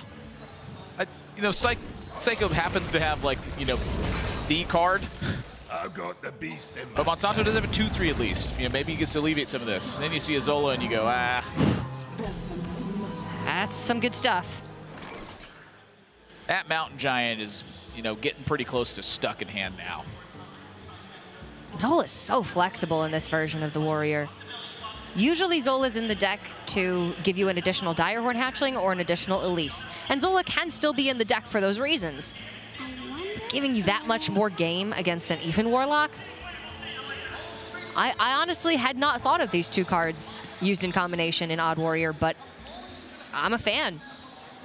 I think this makes this matchup a lot better for the Warrior.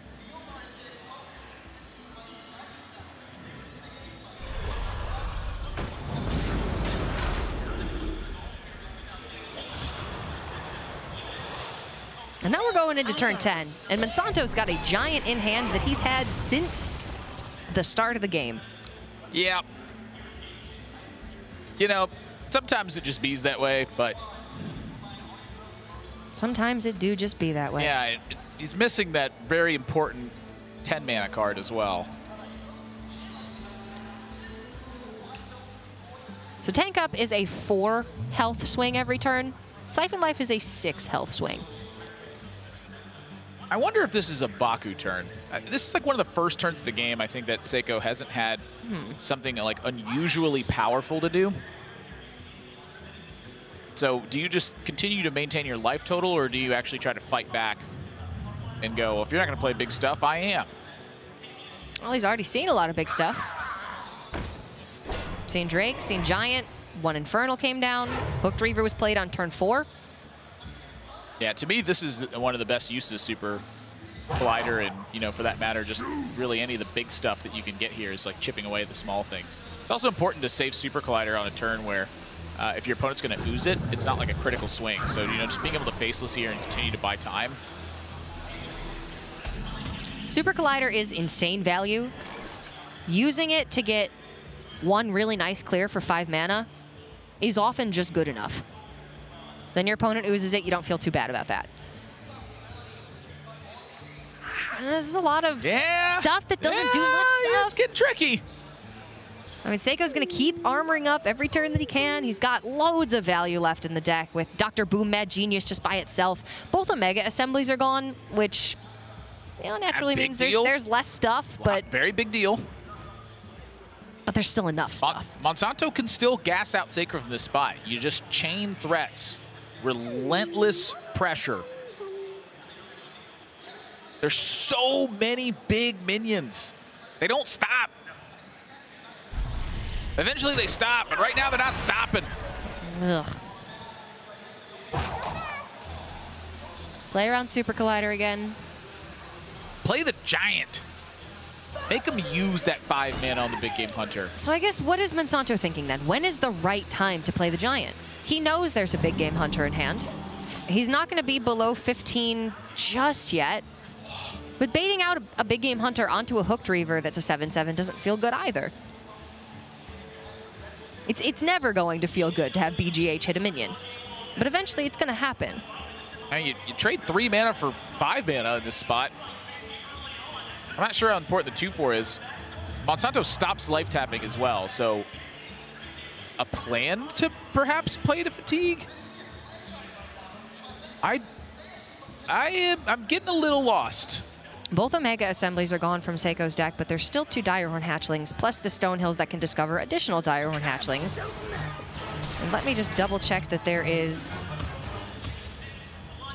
Oh, Seiko gives up there's no Elise in the deck. Yeah, there is, however, an Azalina Soul Thief. It's the Direhorn cubes. Yeah. That's the... There's still just another cube. That's the refuel part of the I'm running out of stuff in my deck game plan.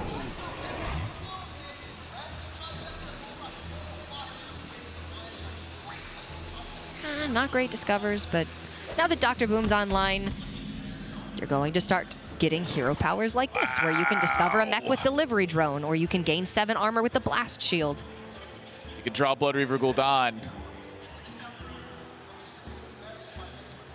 It's probably time to play the Mountain Giant now. Monsanto wants to hold off on the Gul'dan because if the Dread Infernal takes a trade or 2 and then dies, he can just res it right back up. Oh, yeah. I mean, now that you have Gul'dan, your game plan is finally formed. Problem, though, don't want to put 4 minions on the board at the same time. You heard me last game. I mean, I just pretend that card doesn't exist. I mean, that doesn't mean it doesn't exist, though. Well, that's... like, you can cross semantics. your fingers, you can cross your toes all you want. That MC tech is still there. Semantics. Damage. He's playing around it. This is nice. This is a board for pretty much the first time this game that Monsanto feels like he can capitalize on. Admittedly, I was not paying attention to the Mossy Harbor. It's kind of hidden on the left side. This is a horrible Delivery Drone discover. I saw it. I just wasn't paying attention to it. Monsanto looking a little bit stressed here. It's a tied series, but it's been a couple of long games. Clockwork Automaton, is that the name of that card? Yes. The laser can deal 6 damage with that. It can. Doubles the damage of your hero power. And the healing. Good point. It's a Velen, essentially, for 5 mana. The 1 damage AoE. Boom. 2 damage AoE. Kaboom, suddenly looking a lot better. That's sick. Because usually it's really bad. Cube that. Well, and then you faceless that cube. You know what? And then you brawl those away when you get the laser. That's a 48 damage laser. Clockwork Automaton and Cube are best friends. Usually they're in Hunter. But there's a world. So many minions in this deck. It just doesn't stop. This is the reason I don't want to preserve them. I just want to like force them to be out of things and go, ha ha, 4/4s are good enough. I don't know. When I'm the Warlock, I'm always so worried because don't be afraid. You only have 2 Mountain Giants. You only have 2 Twilight Don't be afraid. Drakes. Yeah, but you also have a Blood Reaver Gul'dan, and you also have a Dread Infernal, and you also have 2 Hooked Reavers, and you also have 2 Shroom Brewers, and you also have the 2/4s that, soak up shots, and you also have the Spellbreakers, and you also have the Ooze, and you also have a Lich King, and you also have a Bone Mare. There's a lot of alsos. It's pretty much the whole deck. It's a lot of stuff, but The laser! Seiko just MC-teched the Dread Infernal, lasered down the Hook Reaver for 6. And that's a swing. Clockwork Automaton also has Rush, because Dr. Boom gives all mechs Rush.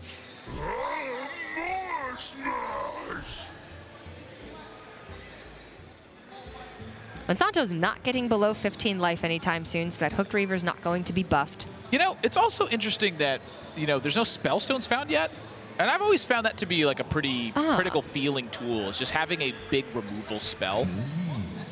I hadn't even thought of that.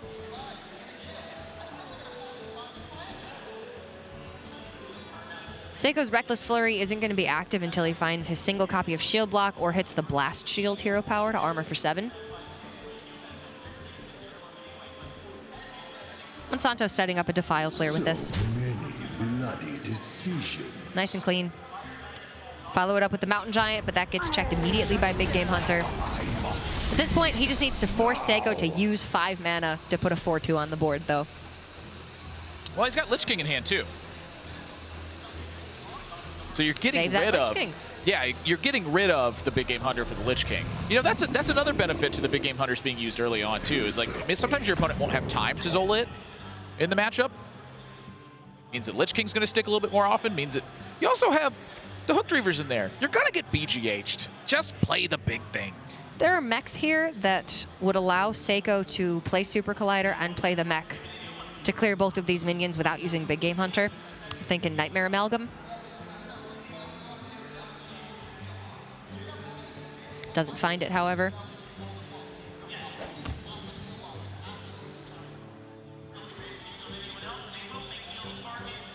You know, if you have enough security rovers out, sometimes Defile gets really ugly against you. Yeah. It's a little Grim Patron-esque in that way. Yeah, it makes a bunch of 2/3s and they get staggered on health. And then just suddenly Defile makes it really sad and it just keeps going the whole way. It's like a Godfrey at that point. I've got the beast. Pretty easy Big Game Hunter. All right, BGH comes out, and now that Blast Shield is going to be massive for Seiko because Monsanto can throw down the Lich King, kill off the Big Game Hunter, push Hooked Reaver face, and if there was no armor available for Seiko, those 2 Reckless Flurries are dead. Yeah, he's still taking a lot of damage in that instance, though. He's taking 8. Yeah, that's a lot. Yeah. But at least he can kill it. So Monsanto, I think, is at liberty to delay it. You know, when you see your opponent have the 7 armor activation, that is what makes Reckless Flurry go live. So he deviates from this instead. He goes, yep, 2/4, hit him for 4. My plan is to shred this armor and then play Lich King afterwards. So like a naturally occurring disruption effect pops up here.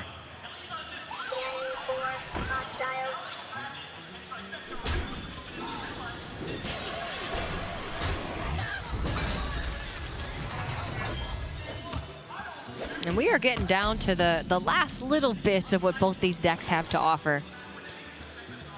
And when it gets down to this point, Monsanto has Lich King and his hero power, and Seiko has some Direhorn Matriarchs in the deck, and everything that his hero power has to offer. Yeah, a lot of buttons to push.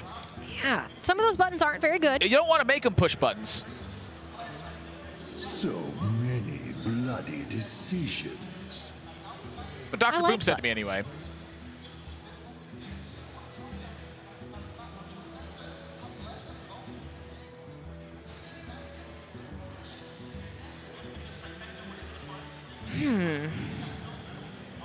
What's the plan here? Silent Security Rover? I am curious where the silence end up getting used at this point.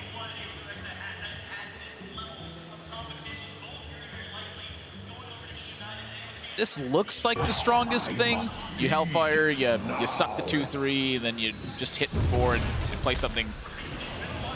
Get one of these oozes out of hand, finally. Does this open you to Super Collider?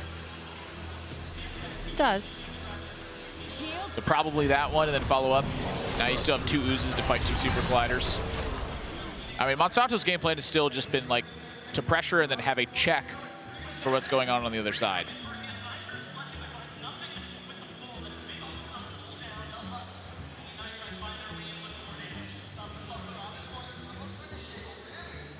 Dr. Boom, Ziliax clears, but Ziliax then just gets killed by Siphon Life. And now Seiko's down to no armor again, so his Reckless Flurries are useless at this point. And this is what Monsanto wanted to create this situation so that Lich King can come down safely at some point.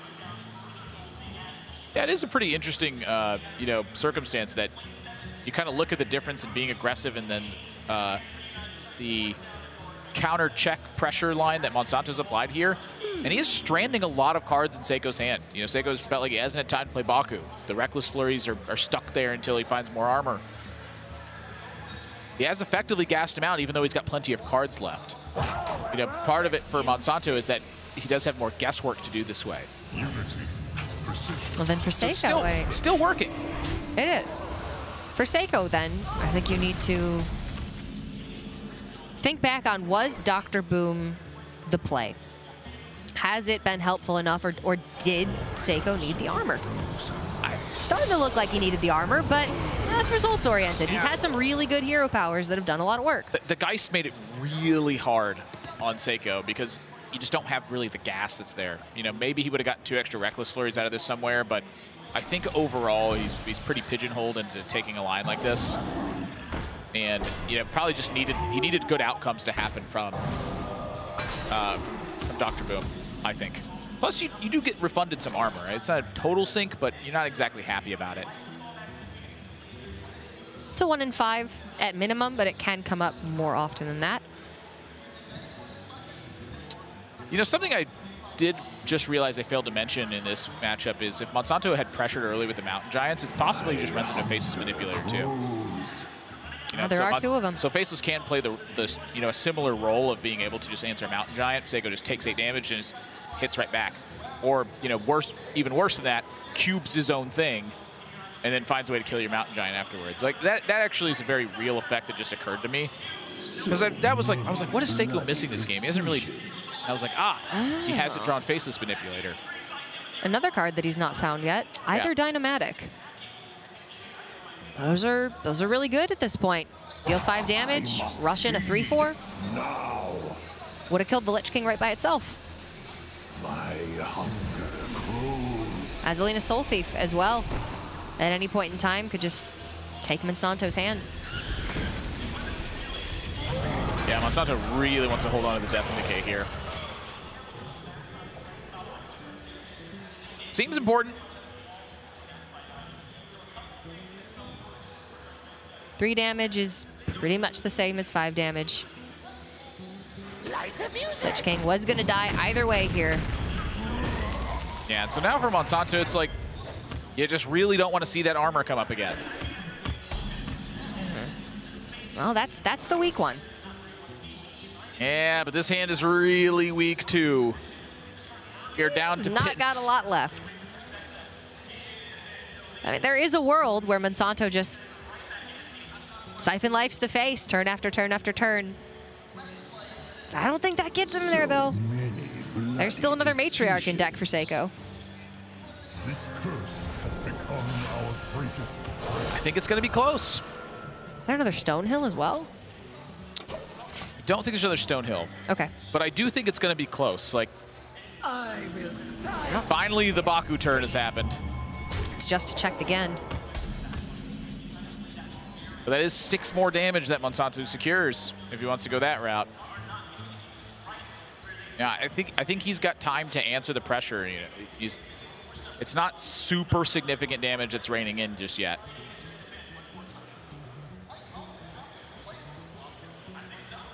Hmm.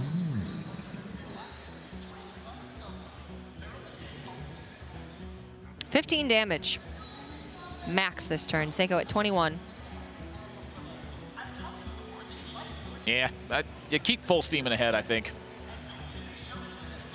I don't think Monsanto wins this one long. I don't know. I disagree. I think he's winning. I think he's winning here? I think he's in a winning position right now. I don't know. I think even despite the fact that his hand is in shambles, I think he's still in a winning position. I must Got a lot of AoE in hand. Yeah. Blood Reaver Gul'dan is a hell of a card. My hunger grows. I'm not so convinced of this one, although it does buy him some damage. There we go. Okay, I thought he was going to hit the Dynomatic with that. And instead he hits face. So if he's going to hit face with it, I'm all for that. That's great. He can hit the Dynomatic with it next turn if he wants, or Death and Decay just kills the Dynomatic. Ah, there is another Stonehill left. Yeah, those aren't really that significant. You're Nope. pretty much done pushing damage at this point. It's up to the hero power to get it done. Tarlord is the best of the minions, but that's 1 damage every turn. Tazdingo's just going to be better than that. Yeah, I think Monsanto wins from here. Seiko's got to find armor. Not much armor left. No. Tazdingo! I mean, Monsanto's got him in 2. If Seiko doesn't find Blast Shield or Shield Block. Oh, that's not one of them. He can find Eternium Rover. But if Monsanto doesn't put a minion on the board, Eternium Rover has nothing to run into. Exactly. No Ziliax discovery. Nope. No nonsense here. Like, Monsanto should be playing nothing.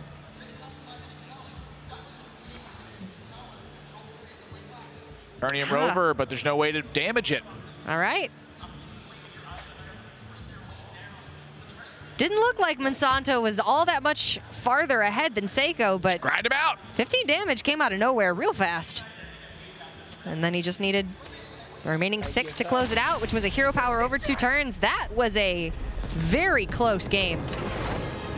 I think it looks closer than it is. I feel like Warlock is really favored if you find Blood Reaver Gul'dan like in your top 20 cards.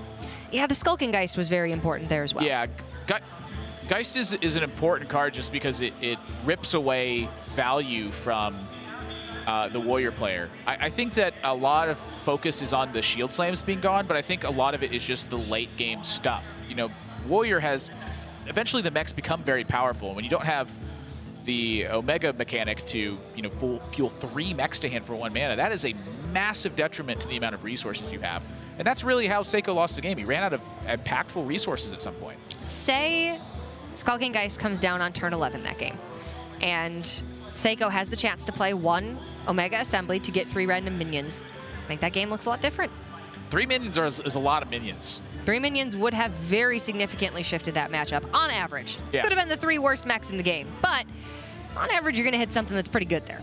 Yeah. And I do want to say, I think Monsanto played that really well. He took a line with that matchup that was a little weird, not very straightforward by any means, but it certainly worked out. Well, that's the way I've seen the matchup mostly played, and that's how I was playing it as well. It's one of the reasons I felt like the matchup was closer than it was, in my opinion at least. And then when Firebat told me you just rain down threats and keep attacking them, you know, very much into the style of Firebat, I just tried it that way, and I was like, wow, this is easy. Like, just everything got blown up in a row, and eventually they just have no cards left.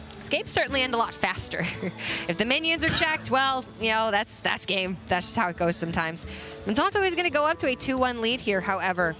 That Warlock putting in work, getting 2 wins in a row, and now Seiko is down to just Togwaggle Druid to try to beat this Warlock and then Odd Warrior. I think the Odd Warrior matchup can be quite easy. Togwaggle Druid, if it gets what it needs and plays well, that should be nearly an ideal matchup for that deck, barring Azalina shenanigans. The Warlock, however, not quite so straightforward. Yeah, I do think that the one benefit that Seiko has here, though, is that he knows it's against even Warlock. And so Naturalize becomes a premium card in your opening hand instead of a guessing game. You're like, God, do I really want to keep this Naturalize? Answer is yes in this case. You definitely want to keep Naturalize because it kills an 8/8. Naturalize is the main source of damage post-Tog Azalina for Tog Druid, but you don't need it. Yeah, you gotta get to that end game scenario. One of the, I think, ideal ways to win is just a big Azalina turn. You buy enough value from them, and you can still run them out of stuff after that. Yeah, just swap decks at any point and wait for the natural fatigue count. The Warrior's going to be putting more and more stuff in their deck, which is actively working towards the game plan of the Tog Druid. They want to steal the deck that's got a whole bunch of stuff in it, but it is going to be that Warlock up first for Monsanto. And taking a look at the Druid from Seiko just to see what we're looking at here. 1 copy of Innervate, 1 copy of Wrath, only a single copy of Branching Pads, copy of Starfall, maybe some anti-aggro strategy there. Whoa. And then the rest of the deck looking quite standard. What do you think about that? I don't think I've ever seen someone play one copy of Branching Paths. Like just one. That's what stands out to me as well. Branching Paths is a hell of a card. A Floop in the deck as well. I think that's okay. If you... I find it interesting. I kind of like the list. The Branching Paths thing seems weird. I mean... Tog is usually... I'm going to hard disagree on one Branching Paths. Okay, fair. Very fair. Floop is usually used as... In this deck, it can be used as a backup if you're forced to play one of your combo pieces, but you're never really forced to play Tog. Maybe you're forced to play Azalina. Feels Maybe like your another hand's arcane so tyrant. bad. Yeah, kind of. That's fine. I mean, I like Floop. Floop's a good card. I just... Don't like one Branching Path. Yeah, I don't, yeah, you know. 4 mana, 12 armor's a lot.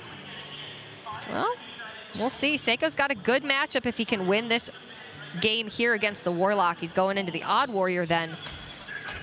Can he get past the early assault from Monsanto? I think Monsanto is going to be playing this matchup a lot differently than we saw him play the last one. Yeah, this one you pretty much giddy up. You just start going and you start attacking and you hope that's good enough. Put the Giants on the board as you get them. Put the Drakes on the board because there's no silence. Turns out Monsanto's got one of each. You're going to find big stuff kind of regardless of how it goes. I actually, you know, I tend to play this matchup like way even greedier from the Even Warlock side, where like I'll keep Dread Infernal in my opening hand. I just want big things to do. And with Blood Reaver Gul'dan found early on, you know, this is both a blessing and a curse, I think, to Monsanto. Because if Seiko's able to check the pressure and then find an Azalina onto a Blood Reaver Gul'dan, sometimes Monsanto has demons in hand and Seiko actually gets to fight back. And, you know, of course, as I say Azalina, it shows up as well. But the rest of Seiko's hand is just kind of in shambles right now. There's not a lot of important tools here to make use of. And so I think that the Onslaught just may be too much for Monsanto. He's now found a significant 6-drop as well. So this is, you know, turn 4 pressure, turn 5 pressure, and turn 6 pressure back to back to back. And then you've got 3 more draws in there, very likely to find turn 7. And turn 8 is the hallmark turn for the Even Warlock, as they're able to finally pair 2 of their 4-drops together in the same play. Or a Lich King. Or a Lich King. Yeah. Or a Bone Mare in this instance as well. Something's got to stick at that point. Oh, something sticks. Something's getting Bone Mared. Yeah, I'm jamming this through. Whoa, no, that is a 3. That is an Ooze. The Ooze is quite important. Keep the Ooze for the Twig. Looking at the Warlock from Monsanto. He does have 2 Oozes. But I don't wanna. Maybe you hold on to the 1. But I don't wanna. All right. Too bad. I can't always get what you want. I don't know. It's important to keep the Twig. It's important to be able to answer Gotta Twig. have the Ooze. And you know what? There is counter to that. A lot of time. You haven't seen the Twig yet. You'd probably see it this turn if there is a Twig. And then there's still 4 turns before you even want to play the Ooze, because Monsanto hasn't seen any ramp yet. It's a tough call. How much do you value a 3-2 being on the board? That starts dealing 3. It quick shots every turn. It's not dead. I miss quick shot. Hunter can play Acidic Swamp Ooze, though. Minions deal damage. That's why I like playing them. So there is justification here, I think, too, for sometimes deviating from the Giant, in that you get to play a threat, and then you get to play Giant plus a 2-cost card next turn. So I think that Monsanto is starting to kind of hone in on the idea that Twig may not be there, and so maybe more voluntarily not playing the Ooze, so it starts to become an actual playability card here. Naturalize played on the Twilight Drake. Monsanto forced to burn a couple cards here. Nothing near levels of Scintillal importance. Yeah, you like seeing those ones gone. Defile, Hellfire. Good riddance. Not going to need them. Bone Mare picked up, however. Very nice. Very good. Minions good. Spells bad. When you're Even Warlock versus good anyway. Yeah, for Seiko, the opposite is true. Minions bad. Spells good. Want Wild Growth. Togwaggle later. Gotten him a bit in the reverse order this time. Yeah, Monsanto also, you know, going past the Giant here, I think, is still a little suspect, but you do have, again, justification for it in that the Mind Control Tech plus a Starfall can answer it, or like Mind Control Tech Wrath Spellstone can answer it. Little things going on. It's been really interesting to watch Monsanto play because he has such a deliberate notion with where he wants to go. Like, it's a very methodical approach to this where he's like, I've done this before. I know how this pans out. It may not look as good right now, but down the road, you see the whole plan in culmination. It's like very strong macro play that we've seen from Monsanto thus far. Very lot of late stage planning. Not everybody's strength. And I will say, I've seen Monsanto play a lot. He's at pretty much all these DreamHack events. He's been to HCT championship events before. He's a really talented player. I don't really think I've paid all that close attention. Maybe I've been seeing him play, but I haven't really been watching him play. So this is the first time. And I have to say, I'm quite impressed. That Warrior versus Warlock game really got me in favor of Monsanto. And it makes sense why he's so successful. And I look back to game number 1 where he played out that Druid versus Hunter game, which, you know, feels now like days ago. Yeah, it almost was. And he still maintained the same focus. And it's like, I feel like Seiko's maintained the same focus as well, but I've been seeing a lot of shifting in his body posture. I've been seeing him, you know, it looks like, you know, he's at times he may be perhaps a little bit frustrated. You know, I'm not going to say that he is frustrated in this spot, but Monsanto looks pretty much exactly the same as he did when he was getting demolished in game number 1. Yeah, at most, you know, you just saw his finger go into his chin there. He looks like he's thinking maybe a little bit harder, but that just means he's got room left to think harder.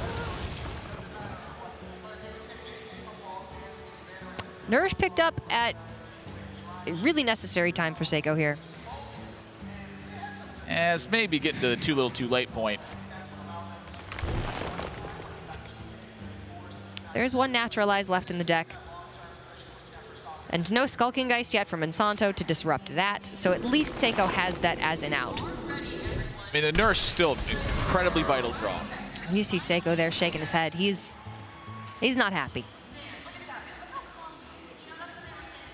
I don't blame him. Last game was long. It was grueling. It's not been an easy series. And it's only round 3. You were saying before this, round 3 is the first round where, you know, you don't feel so bad about losing. Nah, 2-1 on the day is pretty good. Not even thinking about it if I lose. 2-1, Might as well have been a win. 2 out of 3, it ain't bad. But there's a lot relying on this for Seiko, though. He really, really needs these points. Yeah, a second place finish bumps him up to 3-star master for the year. And that's a pretty major rewards tier that you break with that threshold. But you need a second place performance, you know. I mean, I don't think you could be too sad about it if you don't quite make it there, you know. You're like, you don't just show up a tournament, you're like, I'm definitely getting at least second place at this one. You know, got it. Unless you're 200 players here, don't even think about it. Yeah, like if you're Hunter Ace, if you're saying, yeah, baby.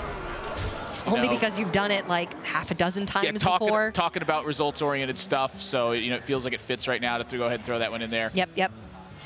But for the most part, you pretty much no matter who you are, it's tough to show up in a tournament and think that you're going to, you know, actually just get second place every single time. You play your best and you see, let the cards decide the rest. All right, Ultimate Infestation. Seiko's still at 26. He does not find second Naturalize here, but the Spellstones can piece apart the Giant.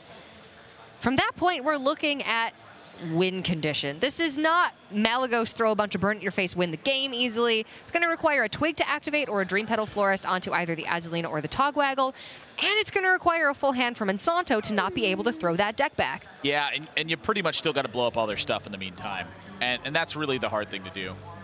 Bone Mare is, you know, quite a heavy card to include in the deck, but it is quite a punishing card if you get to any semblance of a board state and are able to land this. I think that Seiko is in an extreme amount of trouble in this spot. He's in a horrible position.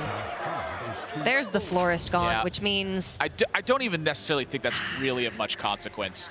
I think the big story here is that he's fallen just so far behind that he's going to clear this, Monsanto's going to redevelop, he's going to fight that, Monsanto's going to redevelop, and then eventually Blood Reaver Gul'dan is going to do Blood Reaver Gul'dan stuff. Seiko's going to fight this one out for quite a while longer. Same with Branching Pads in hand and double Spellstone as well. But for any of y'all at home who may not know how this combo works, because it is a little bit more unusual than Malagos, Togwaggle swaps decks with your opponent and puts King's Ransom in their hand, which is 5 mana, and allows them to swap the deck back. So if their hand is full when you play Togwaggle, you get their deck permanently. Yeah. They get one more go at you know, chipping you for a fatigue or whatever. But pretty much that's, if they're able to get to that point safely, you know, a lot of times they win. For Seiko, it's just like every single turn is like that Groundhog's Day movie where it's just the same bad thing happening over and over again. Except he doesn't have the time to Bill Murray it up, learn from his ways, get the girl, and move on to the next day. Yeah. He's going to move on to the next round, but it's looking like he's going to have a loss under his belt.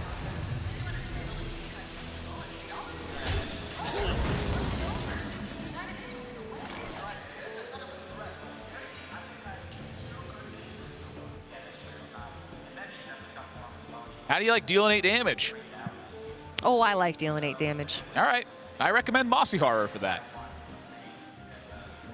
Highly recommended. Put it on the legal pad. I prescribe 1 Mossy Horror for the situation.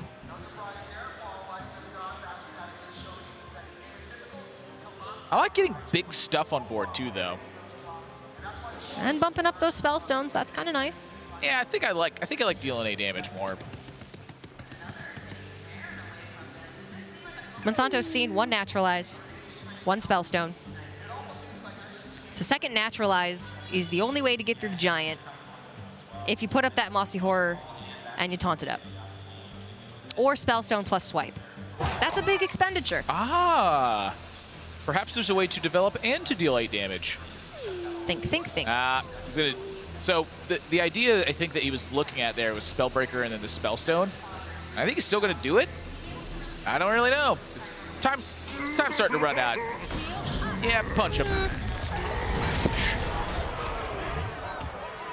8 is a lot, especially when your opponent doesn't have 30, or in some Druid cases, 50 or 60.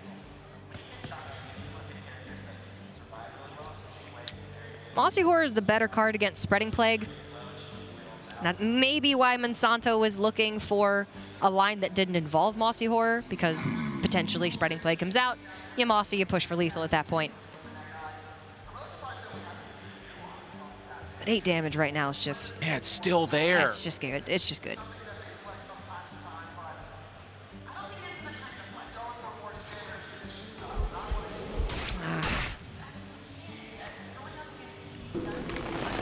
This is what you were talking about, Admirable. Seiko clears. Crosses his fingers that Monsanto just can't develop, but there's too much stuff left in the deck for Monsanto to not have some follow-ups. He's drawing 2 cards every turn. Yeah, it's the whole deck, too. It's just all minions and then, like, a couple of, you know, utility things.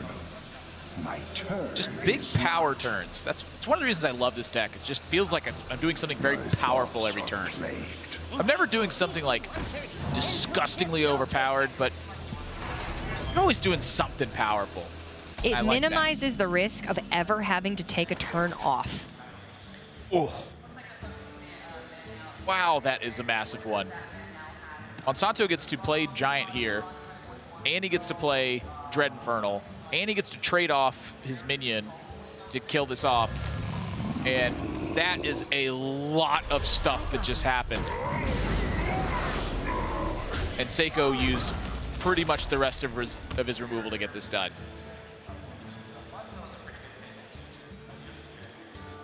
Tank's running dry.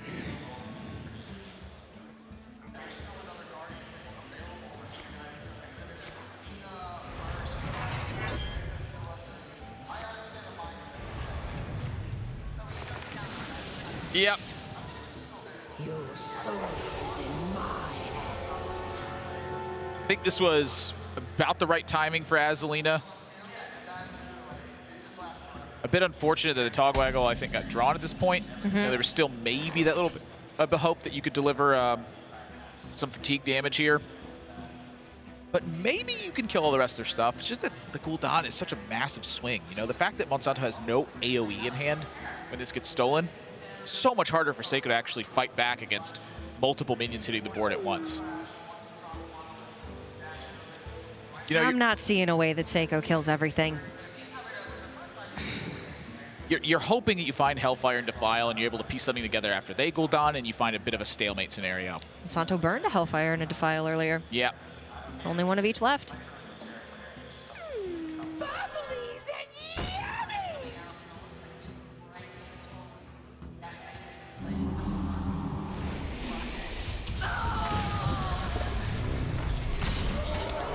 Big yikes. Spreading Plague off the top. Maybe buys a turn. Except he just gave his deck away. So that's not happening. Oh, he gave his hand away in this instance. Oh. Right, that's why the Togwaggle's gone. Silly, silly. And he does find the Plague off the top, so. Yeah, it's... yeah. Yeah. Yeah.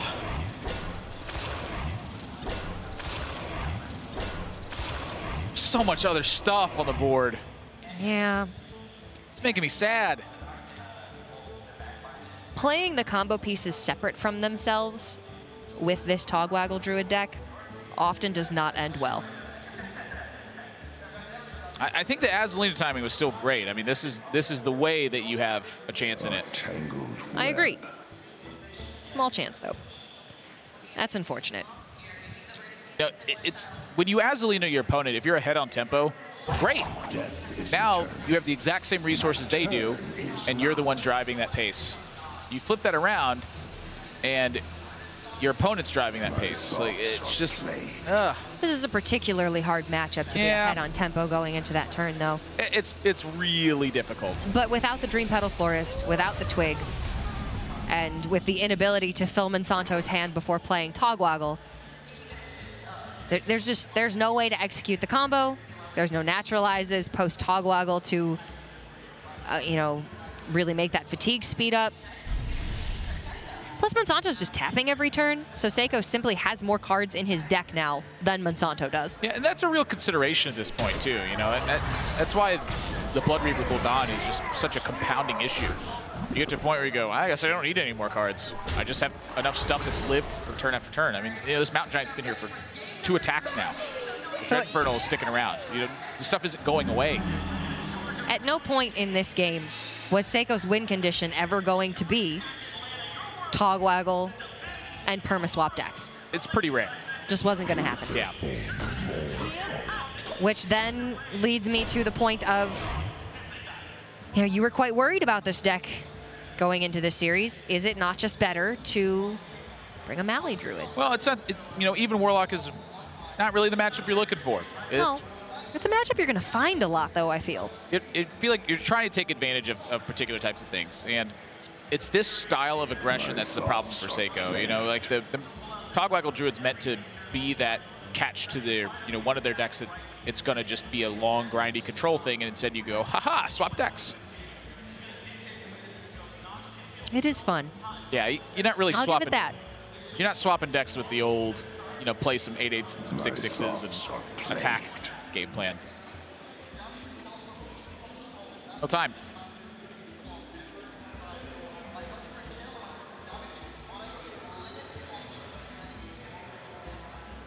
We saw Monsanto Shroom Brewer up the Dread Infernal there to keep it out of Ultimate Infestation range. Keeps that Spellstone range, too.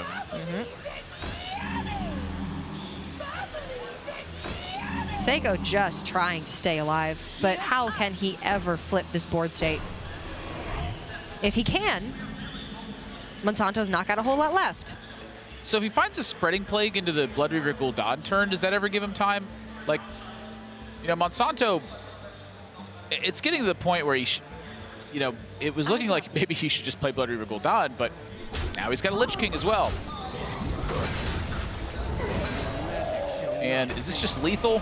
14, 18, 20 exactly on the board after the Spellstone and the Spellbreaker. Monsanto finds it.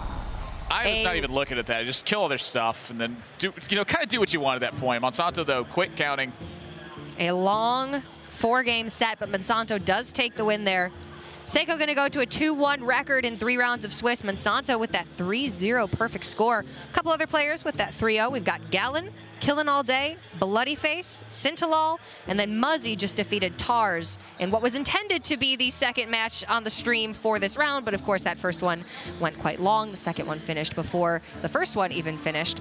That's a lot of names doing very well in this tournament so far. Yeah, and I feel like it's what we've seen all year long. You know, a lot of the events draw so much attention from the top players because of the points race that's been taking place for all these. And every single time you come to one of these events and you look at the later stages of the rounds, it's the same names that you're seeing climb up to the top of those standings time and time again. You know, and a lot of those players, I feel like just even this year, they've improved.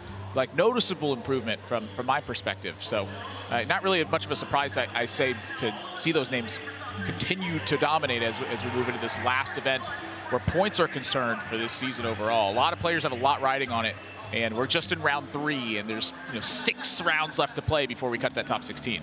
A lot of players with a lot riding on it. 2 players that we saw in that last series were 2 of those players, but Monsanto is going to take the win there. Seiko not out of things by any means. Like Admirable said, we're still going to be playing 6 more rounds of Swiss today and tomorrow in total. Today, however, that is going to be it for round number 3. We've got 2 more rounds of Swiss to go. So when we come back, it's going to be Swiss round number 4 here at DreamHack Atlanta 2018.